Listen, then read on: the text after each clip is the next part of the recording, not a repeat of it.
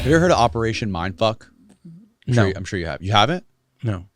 Operation Mindfuck came about, I forget when it was. I think it was in the early to mid 60s, possibly before. But what it was it was a plan to attribute all national calamities, assassinations, and conspiracies to attribute them to the Illuminati. And what they were doing was they were publishing all these underground articles on these underground publications about the Illuminati, trying to tie all of these national and international conspiracies and assassinations and stuff like JFK to the Illuminati, to try to attach this crazy person stigma to all of these things like this. Sounds like a great CIA operation. And yeah, it does. And I believe the documentary that I learned about this, it was one of the latest documentaries by I forget his name, the BBC filmmaker, who's done a lot of great documentary. Why is his name escaping me right now? Oh yeah, I think I know who you mean. Okay, he did the one on Bin Laden. No, I don't think. Maybe. Yeah, he did one. Power of Nightmares. Yes. Yeah. Yes. Same guy. Okay. Yeah. So yeah, and he talks about in his film that it was his latest film where he covers the rise of Mao and Mao's wife. Yes. And he he ties it back to like the history of the United States and all these other and like the Opium War in China with Britain. It's a very complicated and very hard to follow documentary, but it's very good. And he talks about Operation Mindfuck and how Lee Harvey Oswald and one of his early roommates were both working on this Operation Mindfuck. And I was hoping that you might know something about it, but you don't, because I don't know much about it other than the fact that I totally disagree with him about Kerry Thornley. Okay, because I think that's what the guy you're talking about, his Oswald's friend. Okay, I totally disagree with him about Kerry Thornley. And Kerry Thornley was the guy who was also a Marine, right? Yes. Okay. Yes. And Kerry Thornley ended up being a very useful witness for the Warren Commission against Oswald. Right.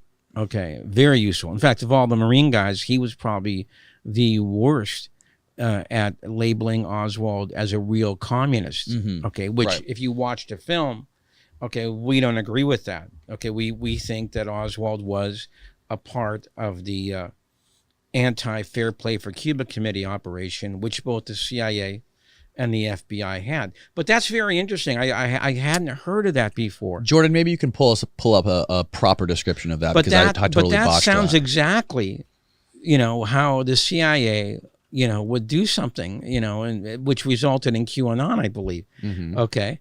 That's because what they try and do, of course, is they try and distract the eye, okay, and do a little sleight of hand and switch things around from left to right, okay?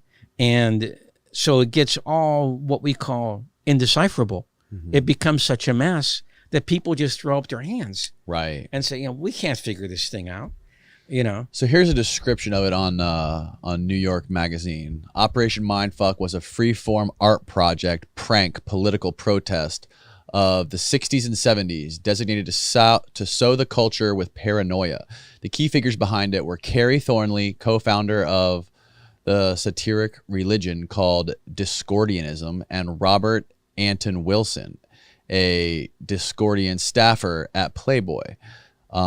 Through every means available, Wilson explained in a memo laying out the plan, the Mindfuckers intended to attribute the national. That's what I was talking about. Attribute the. Now I'm familiar with this. I read about this. Okay. Right. Yep. Attribute the conspiracies to the Illuminati and other hidden hands. So they planted stories about the Illuminati in the underground press. And then towards the bottom it says, when the New Orleans jury refused to convict one of the men who the conspiracy hunting district attorney Jim Garrison blamed for the JFK killing, Garrison's booster Art Kunkin of the Los Angeles Free Press got the note revealing that the jurors were all Illuminati initiates. Okay, well that's something I don't believe at all. Okay, all right. So what do you think about that?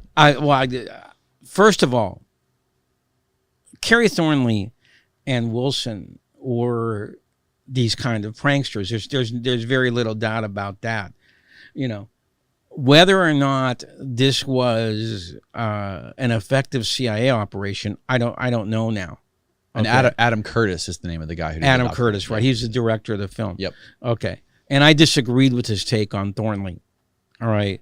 Thornley, I believe, was actually part of the plot. Okay. And I've written about this at length. I wrote a very long 2-part article. Thornley denied to Jim Garrison that he ever met Oswald in New Orleans that summer of 1963. This is a lie. Okay. Garrison had something like 6 witnesses who saw Thornley with Oswald that summer in New Orleans. Thornley then became one of Oswald's chief accusers in both the media and before the Warren Commission. And in fact, he was on a local TV station, all right, blasting Oswald as a real communist at the very same time that he was telling a friend of his who he went down to the TV station with that, yeah, I knew Oswald. And no, he wasn't a communist. All right. So I have a lot of problems with Kerry Thornley, as to his credibility. Now, it might be true. Okay. It might be true. But Kerry Thornley is a very suspect person in the whole Kennedy case. All right. From the time he meets Oswald in the Marines to the time where he's with Oswald in the summer of 1963.